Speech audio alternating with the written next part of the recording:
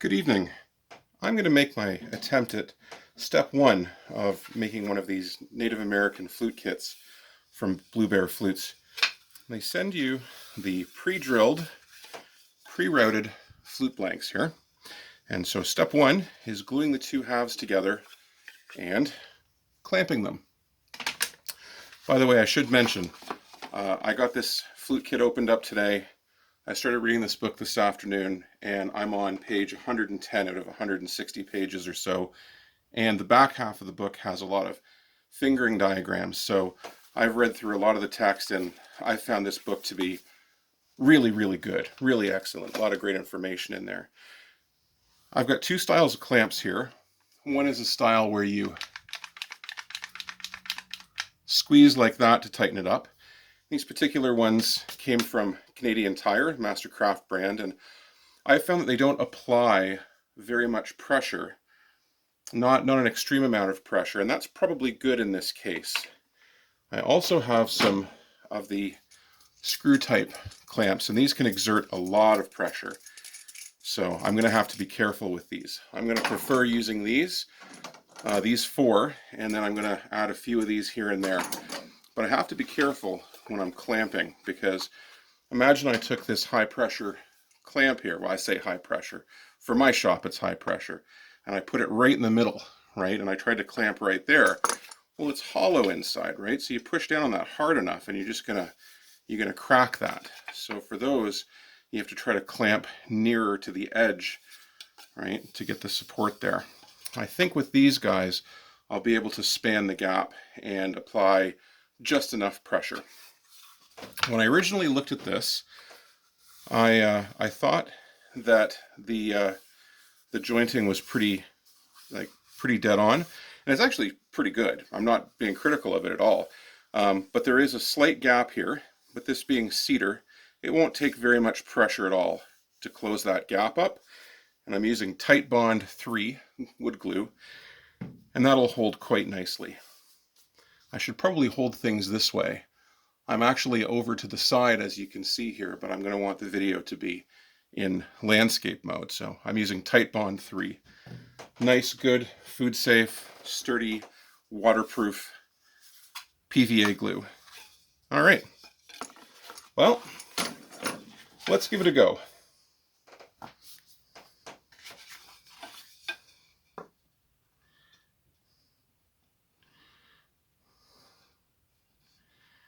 I'm sure there's lots of types of glue that you could use. The advantage of using PVA glue is that you can get it all over your fingers, and it's really of no consequence. I'm not the most precise gluer, as you might imagine here. There are people that are far better with a glue bottle than I am, but I'll try not to make it a total wreck. One of the places I want to make sure I get in here is this area in here that separates the two chambers, because I don't want any air leaks between them. And then I'll just spread it out with my finger.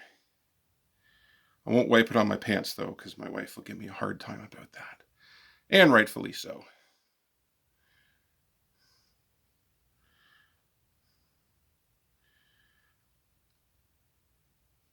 All right. I'm not so worried about the glue on the outside, but I got a little bit that's kind of on the inside here. So I'm just going to grab a little piece of shop towel.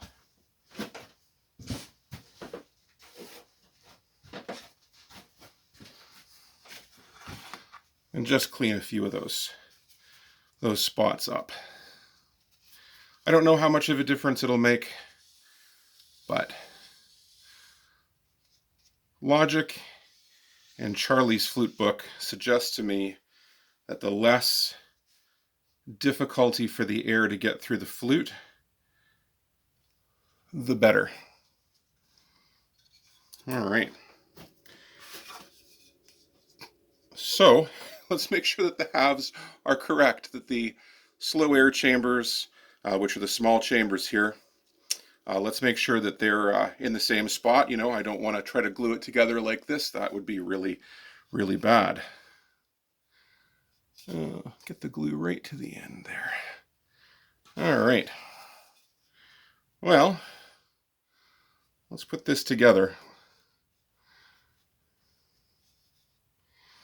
And the suggestion that Charlie had in the flute book was that you clamp right around the air making part first. And that has probably a few good reasons. One is that it's one of the only places in the whole flute where the wood goes all the way across.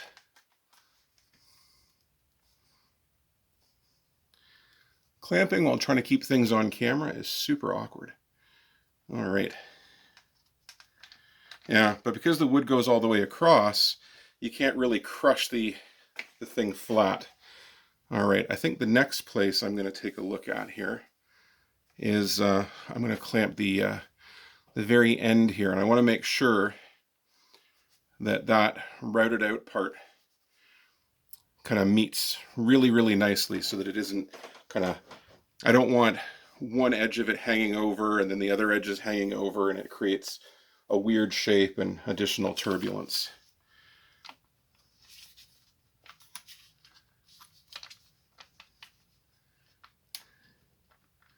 And I'm just going to be fairly careful with these, trying not to do any real, put any heavy pressure on.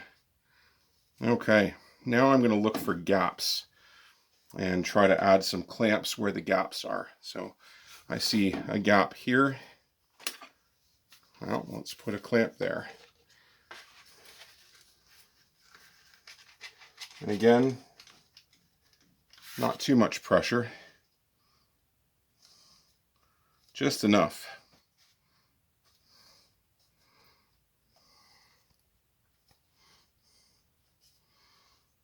Just enough to close that gap and make sure that we get a good glue seam. All right. I'll put another one here, because there's a bit of a gap there. Oh yeah, I can see some glue squeezing out there. That's a good sign. When you see glue squeezing out, it means that you're doing something good, because the two halves have come together. All right.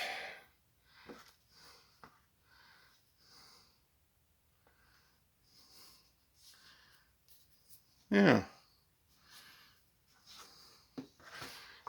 If Charlie ever watches this video, I don't know what he's going to say. Actually, he'd say some very encouraging things, I'm sure, you know. He seems like a really encouraging kind of guy. He's very confident that, you know, anybody that puts their mind to pretty well anything, they can do it. And I like the sound of that. You know, I've never really thought of myself as much of a woodworker. In fact, I grew up my entire life, my childhood was spent with computers. I never really thought that I could do anything with woodworking.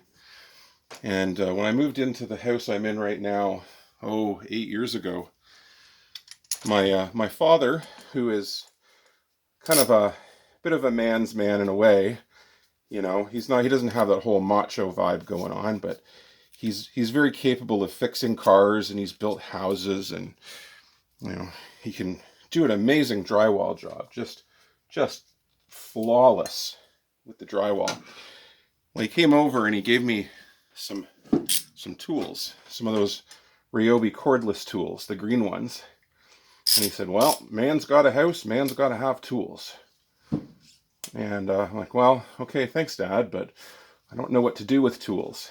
And it wasn't long before I had to build a workbench. Oh, okay. And I built it, and it worked. Held stuff, didn't fall down.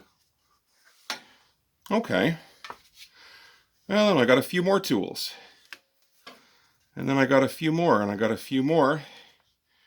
And before you knew it, I'd really taken to woodworking.